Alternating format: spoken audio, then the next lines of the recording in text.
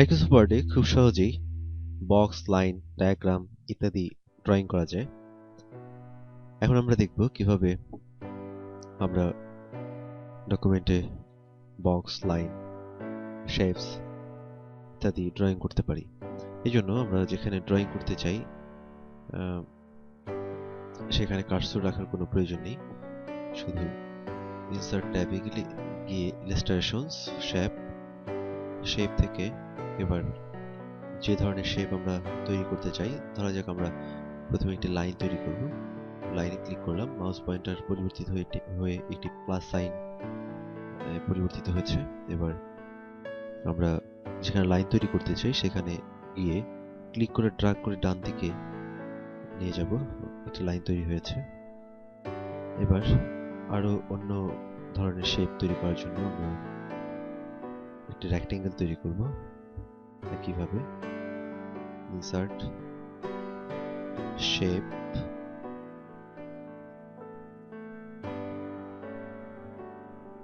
Arrow, আমরা যেখানে shape তৈরি করার প্রয়োজন সেখানে ক্লিক করে ড্র্যাগ করে আমি যত বড় করতে চাই ঠিক ততটুকু ড্র্যাগ করে ছেড়ে দিলে শেপটি তৈরি হয়ে যাবে। আবার একইভাবে অন্য কোনো শেপ তৈরি করার প্রয়োজন হলে শেপটি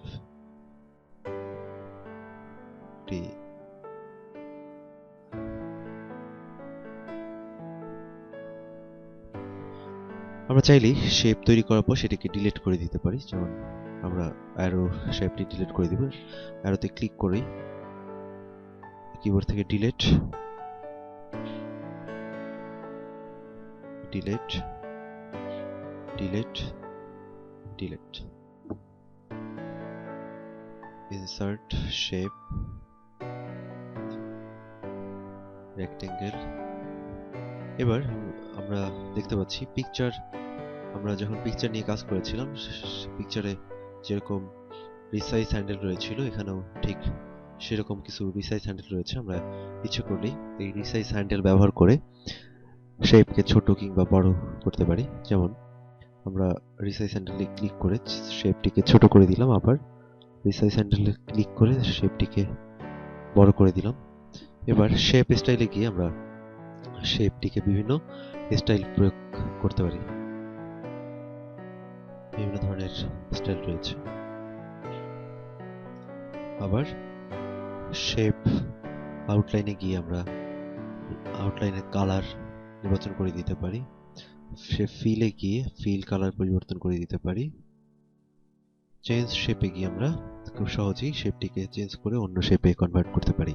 যেমন আমরা চেঞ্জ শেপে গিয়ে রেক্ট্যাঙ্গেল,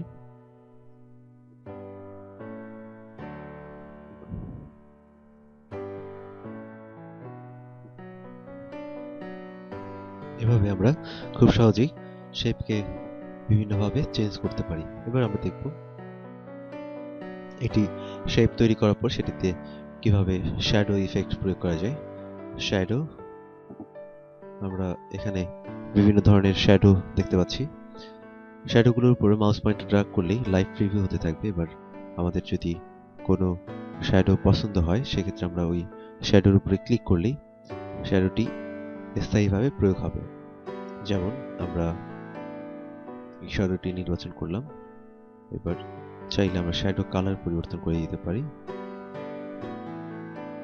কালার, আবার শ্যাডো না চাইলে আমরা নো শ্যাডো ইফেক্টে ক্লিক করলে শ্যাডোটি চলে যাবে। এবার আমরা দেখব শ্যাডো দেওয়ার পর শ্যাডোটিকে কিভাবে এডিট করা যায়।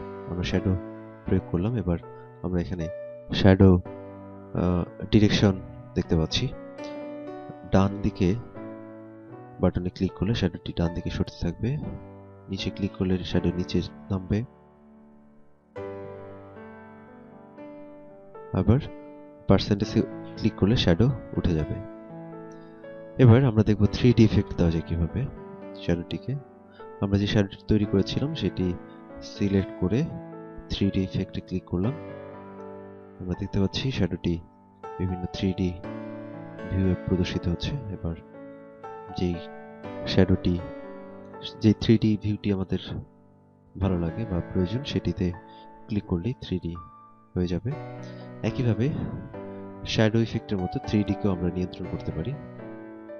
আমরা দেখতে পাচ্ছি এবার 3D কালার আমরা নির্বাচন করে দিতে পারি এখানে। এই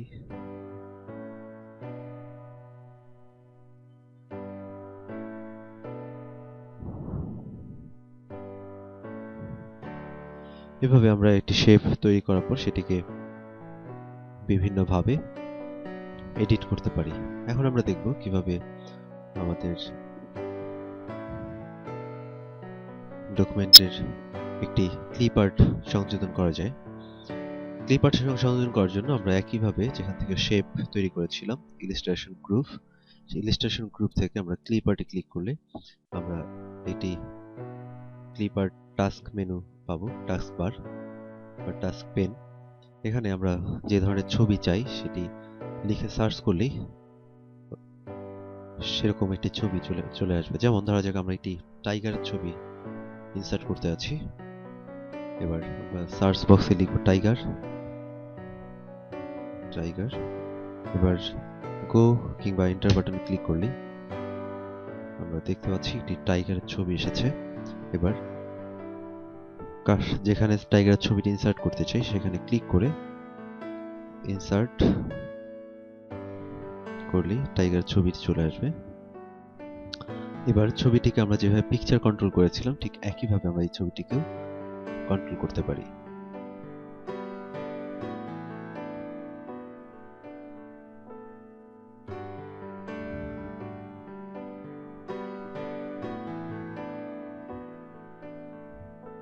এবার আমরা দেখব কিভাবে ডায়াগ্রাম তৈরি করতে হয়।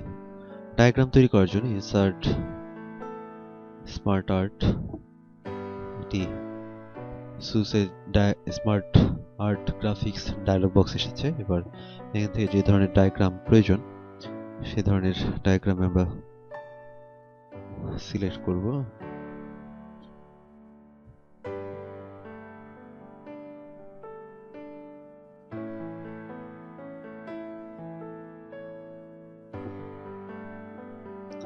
একটি ডায়াগ্রাম বক্স এসেছে। এবার আমরা বক্সগুলোতে ক্লিক করে করে ধরা যাক অফিস,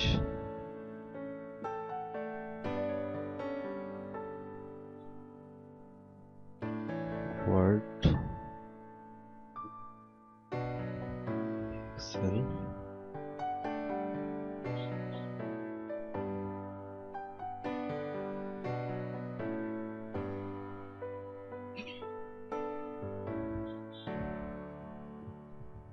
PowerPoint,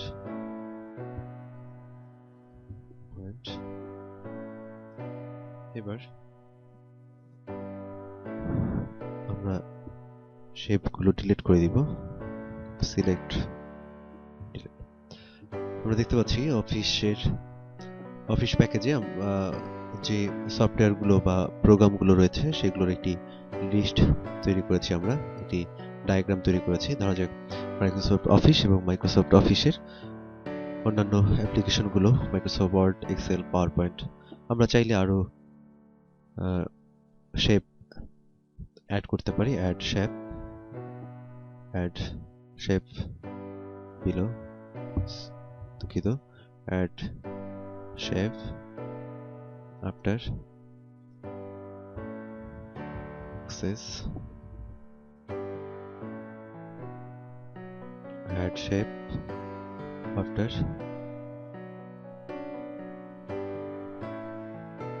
outlook,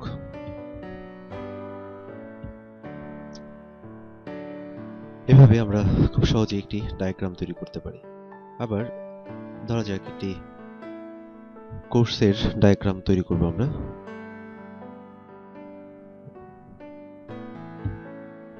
মাইক্রোসফট ওয়ার্ডের একটি কোর্স ডায়াগ্রাম তৈরি করব। এই জন্য insert smart art,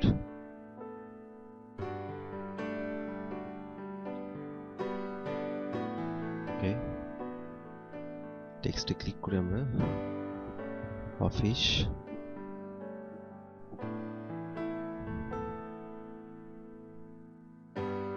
delete, fundamental,